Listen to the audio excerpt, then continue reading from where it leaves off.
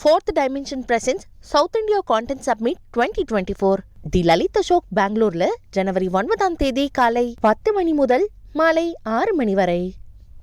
நாடாளுமன்ற தேர்தலுக்கு தயாராகும் வகையில் ஜனவரி மாதமே வேட்பாளர் பட்டியலை வெளியிட்டு பிரச்சாரத்தை தீவிரப்படுத்த காங்கிரஸ் கட்சி முடிவு செய்துள்ளது. இதுகுறித்து காங்கிரஸ் கட்சியின் சட்டமன்ற குழு தலைவர் செல்வ பெருந்தகையுடன் நமது டெல்லி செய்தியாளர் நிரஞ்சன் நடத்திய கலந்துரையாடலை பார்க்கலாம். என்னென்ன முக்கியமான விஷயங்கள்லாம் இன்னைக்கு விவாதிக்கப்பட்டது? ஏன்னா 2024 எலெக்ஷனுக்கு எப்படி ப்ரிப்பேர் ஆகணும் அப்படின்றது கட்சி ரீதியில நடக்கக்கூடிய ஒரு முக்கியமான கூட்டம். இது என்னென்ன டிஸ்கஸ் பண்ணப்பட்டது சார்? சாதாரணமாக எப்பவுமே கடைசி நேரங்களில் வேட்பாளர் பட்டியல் வெளியிடுவாங்க. பிரச்சாரம் செய்வதற்கே நேரமின்மை காலங்கள்லாம் இருந்திருக்கு. ஆனால் இப்போ அப்படி கிடையாது. முன்கூட்டியே ஜனவரி மாதம் இறுதிக்குள்ளவே வேட்பாளர் பட்டியலை வெளியிட வேண்டும். அதற்கான தயாரிப்புகளை செய்ய வேண்டும். குறிப்பாக BLA 2 பூத் லெவல் ஏஜென்ட் 2 என்றது அந்த பகுதிகளில் உள்ள எல்லா பணிகளையும் செய்து முடிக்க வேண்டும். அதே போன்ற வார் ரூம் என்று சொல்லுவார்கள், திட்டமிடலுடைய அலுவலகத்தை உடனே திறக்க வேண்டும். அதற்கான யார் யார் அப்பாயின்மெண்ட்ன்றதை பற்றிலாம் டிஸ்கஸ் பண்ணாங்க. என்னென்ன வெற்றிக்கான உத்திகள் என்பதை பற்றியெல்லாம் இன்று முக்கியமாக ஆய்வு செய்யப்பட்டு இருக்கிறது. ஆகவே இந்த தேர்தல் என்பது இந்தியா கூட்டணிக்கான தேர்தல் என்பதை உறுதிப்படுத்தியிருக்கிறார்கள். முக்கியமா இந்த தேர்தல் பிரச்சாரங்கள்னு போகும் பொழுது என்னென்ன விஷயங்களை கையில் எடுக்கலாம்னு டிஸ்கஸ் பண்ணிருப்பீங்க. அப்கோர்ஸ் வேலையின்மை இந்த மாதிரியான விஷயங்கள்லாம் இருக்கும். ஸ்பெசிபிக்கா ஏதாவது முக்கியமான அம்சங்கள் இருக்கா? 9.5 ஆண்டுகள் பாஜக கடந்திருக்கிறது. 9.5 ஆண்டுகளில் அவர்கள் சொன்ன வாக்குறுதியை எதையுமே நிறைவேற்றவில்லை.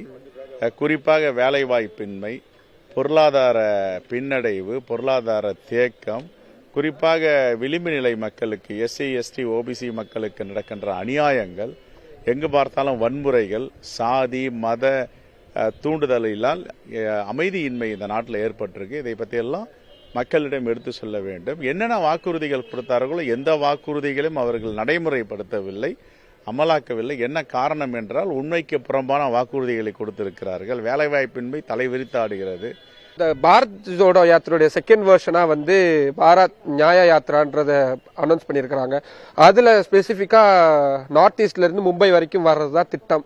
அதுதான் இன்னைக்கு அதுவும் ஒரு முக்கியமான அஜெண்டாவா இருக்கும்னு சொல்லியிருந்தாங்க. அது எந்த அளவுக்கு முக்கியமா விவாதிக்கப்பட்டது? எவ்வளவு தூரம் காங்கிரஸ் அதை நம்புறாங்க சார்? பாரத் நியாய யாத்திரா என்பது ஒரு மிகப்பெரிய வரலாற்று சிறப்புமிக்க யாத்திராவாக மாறப்போகிறது. ஏற்கனவே கன்னியாகுமரி டு காஷ்மீரில் செப்டம்பர் 7ஆம் தேதி ராகுல் காந்தி அவர்கள் இந்த பயணத்தை தொடங்கினார். அது மகாத்மா காந்தி சபர்மதியில் தண்டி யாத்திரைக்கு சென்ற யாத்திரையும், சீனாவில் ஒரு மிகப்பெரிய லாங் மார்ச் வாக் என்ற மாசேத்துங் நடத்தியதும் வரலாற்று பதிவு. அதே போன்று அவருடைய பாரத் ஜோடோ யாத்திரா மிகப்பெரிய வெற்றிகரமாக மக்களிடம் சென்றிருக்கிறது. அதோடைய தொடர்ச்சி தான் இது பாரத் ஜோடோ நியாய யாத்திரா.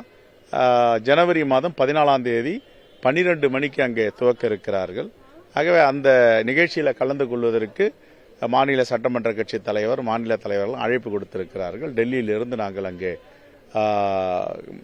மணிப்பூருக்கு அழைத்து செல்கிறார்கள். நிறைய முக்கியமான விஷயங்கள் சொல்லப்பட்டிருக்கிறது. அதுவும் தேர்தலுக்கு தயாராகக்கூடிய வகையில் நிறைய அம்சங்கள் விவாதிக்கப்பட்டிருக்கிறது. இது இந்த அளவுக்கு அவர்களுக்கான உத்வேகத்தை கொடுப்பதற்கான சாத்தியக்கூறுகளை ஏற்படுத்தும் என்ற நம்பிக்கையும் அவர் தெரிவித்திருக்கிறார். தலைநகர் டெல்லியிலிருந்து புதிய தலைமுறைக்காக ஒளிப்பதிவாளர் லோகேஷுடன் Niranjan. Fourth Dimension presents South India Content Summit 2024. தி லலித் அசோக் பெங்களூர்ல ஜனவரி 9ஆம் தேதி காலை 10 மணி முதல் மாலை 6 மணி வரை.